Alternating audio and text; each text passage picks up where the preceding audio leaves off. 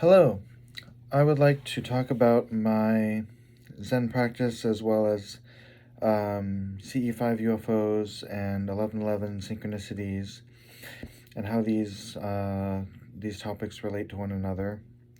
Um, the 1111 is something that keeps popping up in my experience um, in a numinous way, and um, I guess some people call it a number synchronicity or an angel number.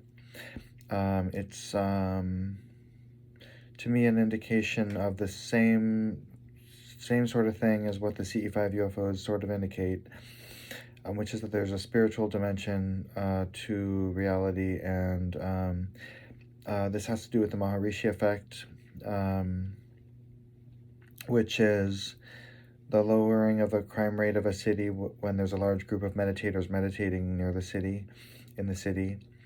So the Maharishi effect is central to these topics of the CE5 UFOs. I guess they're called not UFOs, but they're called unidentified aerial phenomena. So that UAPs, I think they're called CE5 UAPs. So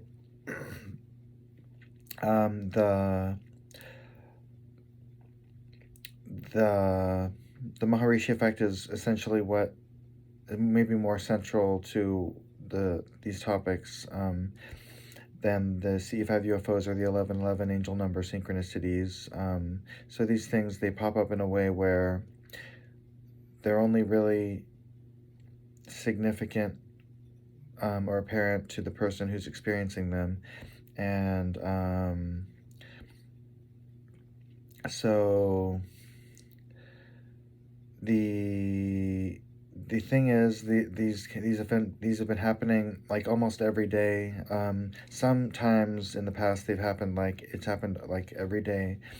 The way it happens is that it corresponds or correlates with like intense emotional states. So the 1111 corresponds with that.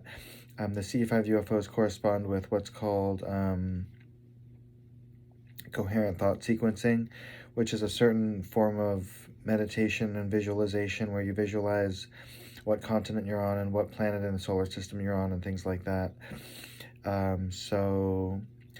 These things are all related. The CE5 UAP phenomenon is related to the 1111 synchronicity phenomenon, and but the Maharishi effect is essentially kind of what the phenomena are indicating, that we should focus in that direction. And so the different ways, there's a lot of creative ways to do that, but then I think also something that's been central to my investigations into these topics has been Daryl Anka's work. He channels an alien, a so-called alien called Bashar, and he talks about the meaning of life, which is to create meaning because there's no inherent meaning, and to shift through parallel realities at a greater and greater rate, so that you change more and more towards your preferred universe. From the different universes that are available, you go more and more towards what you believe to be the one that's best for everybody, the best universe for everybody. And he says he says circumstances don't matter, only state of being matters. So I really am finding this to be true, that you can go from total hopelessness to hopefulness if you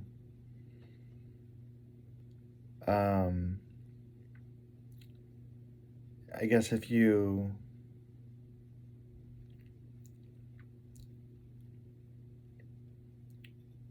kind of open to the whatever this is, if you open to the silence and the stillness of the Tao, then you can find a way to be in the world in a much higher frequency way, higher vibration way, where you're learning to benefit everyone more and more in different ways, always getting better and learning, but and never getting stagnant, and never having an ultimate stopping point where you say that you've got it, because you always keep going more and more. So it's always more and other.